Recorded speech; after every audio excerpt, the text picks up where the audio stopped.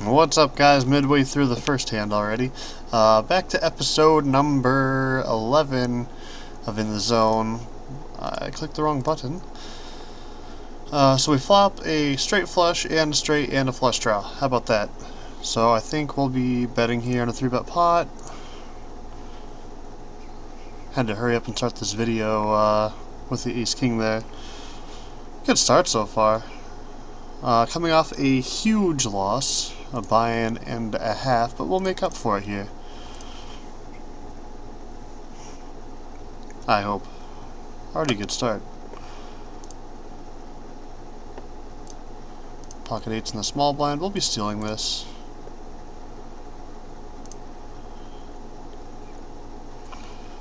We'll just win every hand we play. That's a good strategy.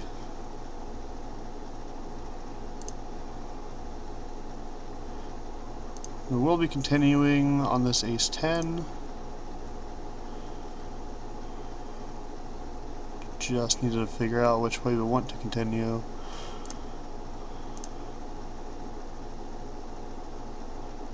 I'm going to 3-bet here. Actually, let's just call and keep the pot smaller. And now we can under-rep our pair of aces.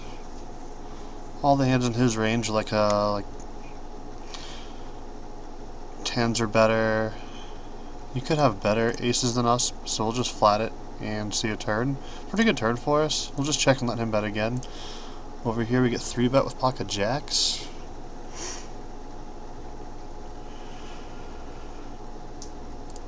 Now we just split this. I think we still just jack. Maybe I could have bet on the turn, but I think I wanted to let him just keep making mistakes. Yeah, we just split it up. I'm going to continue with the jacks, and I'll probably call at least one street. I feel like he's continuing, or c-betting with almost all of his range here, so I don't think it's a mistake to call here. And now we turn a whole lot more outs if we don't have the best hand, but I still think we do, actually. Do we raise, though?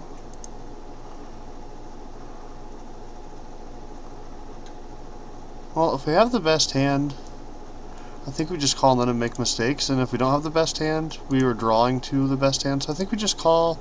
We could lose this often, but we don't. We take it down. I don't think raising that turn accomplishes anything, though. If we raise there, he's going to put us on a straight or a better hand, which we had. So I don't think a raise there accomplished anything. Certain cards he could have bluffed on as well on the river, so I think keeping everything in his range made a lot more sense than just kicking him off that hand on the turn.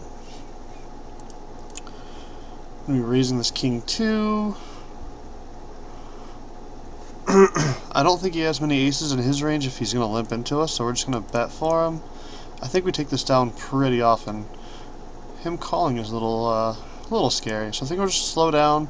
King high could be the best hand here, so we can call here. If he checks river, if we don't improve, we'll just check back.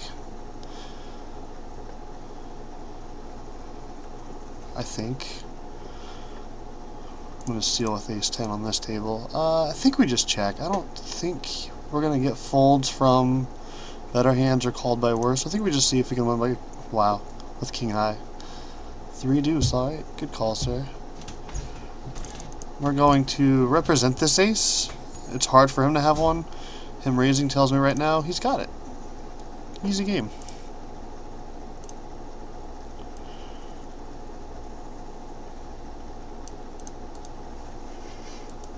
Be folding the 10-7, holding the 3-9. That was a pretty action-packed couple minutes, though, huh? Got the Cubs hat on, got to represent them a little bit. Lifelong Cubs fan, watching them not make playoffs year after year. They have a chance.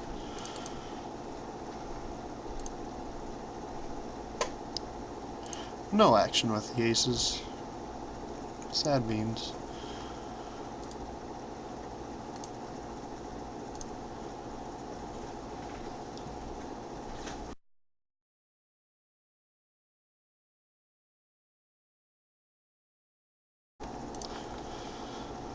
We're getting a good price to see a flop here, But he's just so short stacked that even if we call and hit something, we're not going to get paid well enough to risk it. So there's no need to gamble. We'll just get rid of it and see a better opportunity. This flop, I used to slow play just because I didn't know what the hell I was doing. We're going to get called by plenty worse hands. This is a really wet board. I thought we could have got called by more. I still do. I still think the majority of his range that we have beat is still going to continue on that.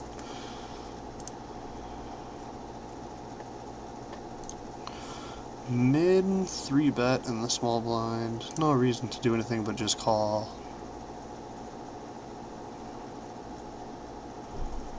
So this guy liked this hand good enough to raise me a nickel, and I was going to check back.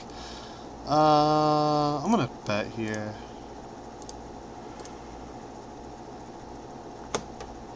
Nice. Well, so far it looks like we're repairing the damage from last episode.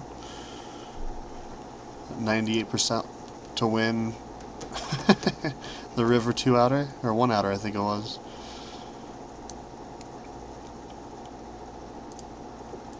Raising Queen Jack here.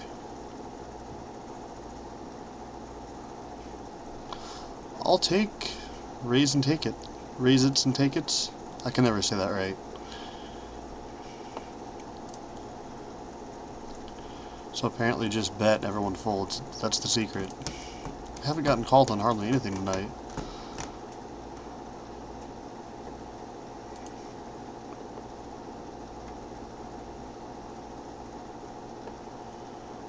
I think we would get called here on this board, and we don't want that, so I think I can actually check this back, pick up a lot of turns help us out equity-wise, so I think we can just take it. Not one of them. But if it does check through, he's done with the hand. He's already playing at a different table, so we can bet here, and we can actually bet pretty small, even less than that.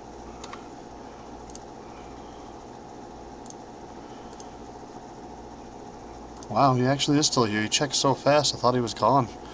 Same result. I just thought it was going to be, if the small blind folded, I thought the big blind was insta-folding, but it worked regardless.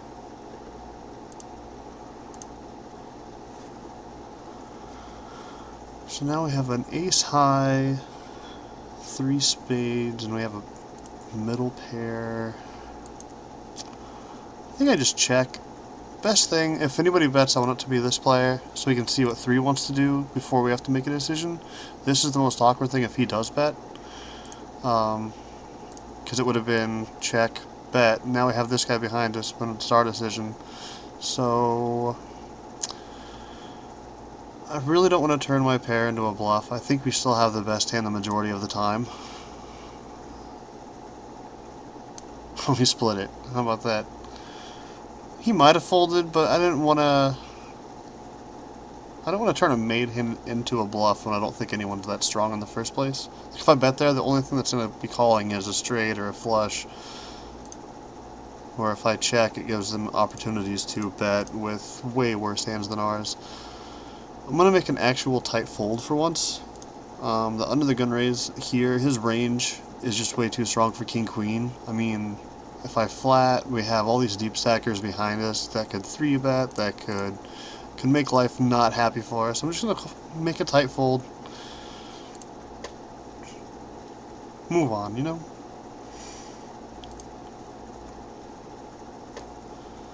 Overbets the river. Well, that looks like he's got a 5 somehow, or he's got us beat. I'm just trying to figure out what these 2 cards are for my own curiosity. We'll never know.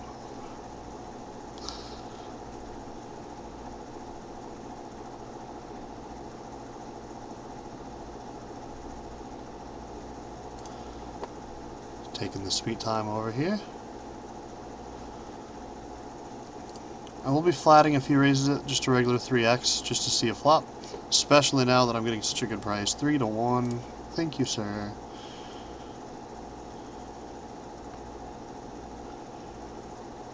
I'm going to continue here. I don't think I want to raise. Maybe I should.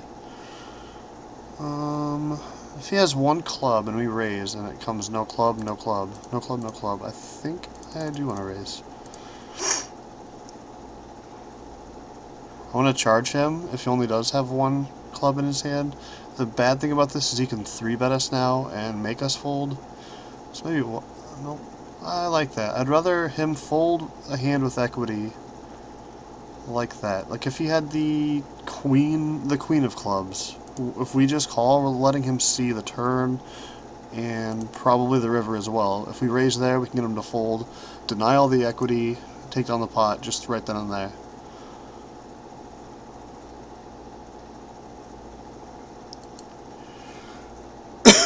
Excuse me. Sorry.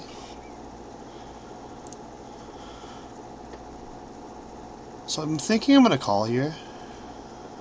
We're both deeper. This is a really good implied odds hand.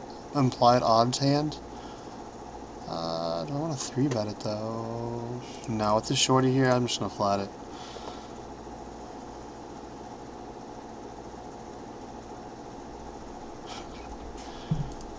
We get the old whiff on the flop. I was going to say this screams his range. Alright, see you guys later.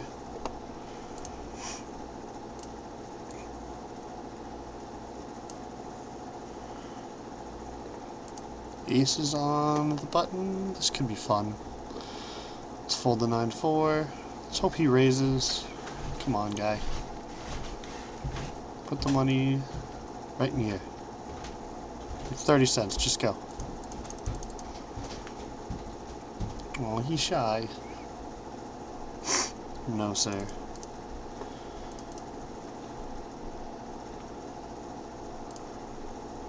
Should have made that bigger.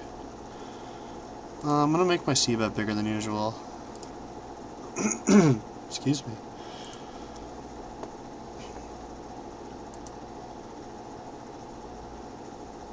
We'll be stealing with my pocket fours.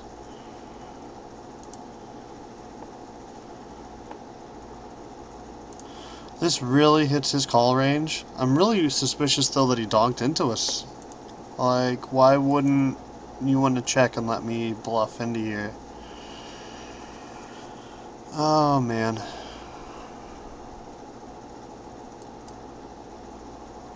Well, I'll just give it up. Like, it doesn't make a lot of sense. So many people see bet boards like this incorrectly, I think, but if he had it, why wouldn't he just say, let me check it and let him see bet if I have a good hand? I almost raised and then I ran out of time. I'm not sure what I would have done if I had more time to think about it, though. This is a great outcome for us on this table.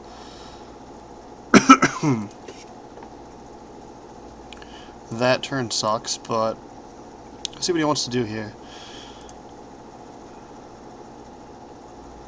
Pretty good river for us. Do I bet fold? Same scenario on this table. We just want to charge him if he does have one.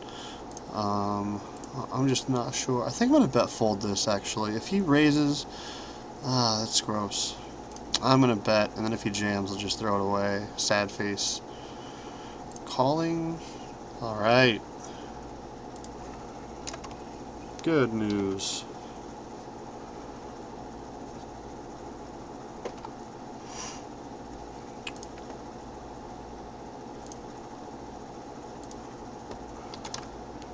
Try our different raise sizes here in the small blind. Did not work. Nice read, sir.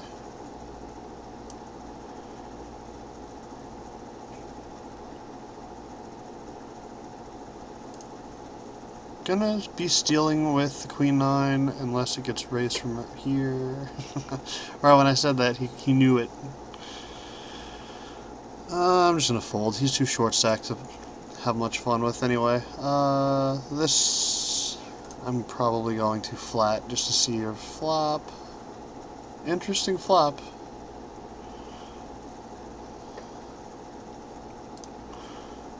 Gonna check. Let him decide how the hand plays out. If he bets and he raises, it gives us a pretty clear indicator of what we want to do. If he bets, he calls, we get a great price to call for our gutter. If he bets, he folds. We still have a good price, let's go with it. Still looking for... Alright.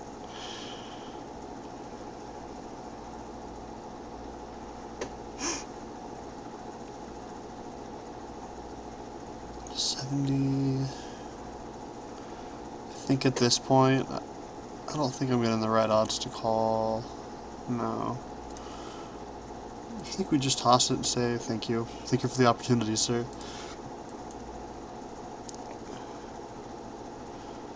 I'm actually going to raise here. We got a gutter. I don't like just calling down like this hand. It's a little different, I think, anyway. We had more outs on this side. I like that. I think we get more folds in there. I think he's c-betting that board almost all the time, regardless of if he has it or not. So if we raise, I think he's going to be folding more often than he calls us with. Does that make sense? I think he's going to be folding a lot of times just because he's c-betting so wide there. So we can raise it with our gutter. If we hit, we're probably going to get paid off even more. If he folds, good news for us as well.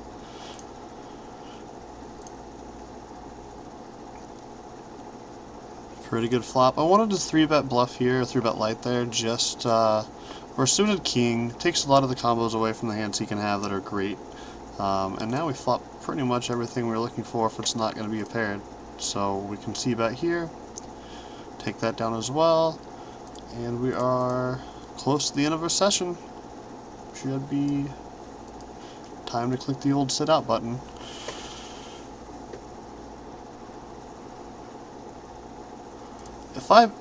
Okay, I'm going to check here. If I bet and he calls, we're not pot committed, but it's going to be about the exact same size stack to the pot. And if we check, we get him to say, I have a huge hand, we can fold for cheap.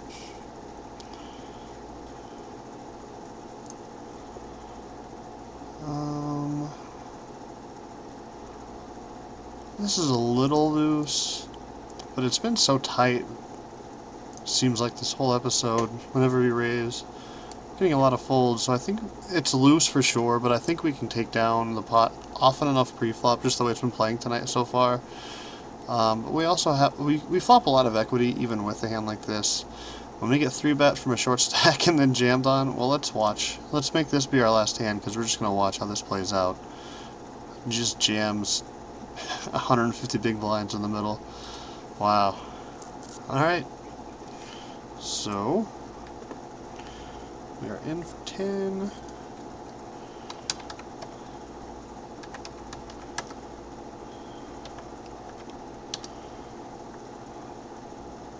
So we're up 426 for the episode. We're back up over the starting point by 63 cents. We got a $50, 63% bankroll. We did some repairing. Good start to the get out of the whole episode. So I will see you guys back here tomorrow. We're also going to have in the next couple days our second the Trav Gets Schooled video. So I got it all edited together. Now we just have to do the voiceovers and commentary and all that fun behind the scenes stuff. Thank you guys so much for watching, though. Again, if you enjoyed it, hit the like button, hit the subscribe button. Let me know what you liked in the comments. Ask me about the hands. We'll have them on the next, our third installment of the Trav Gets Schooled. Thank you guys so much for watching.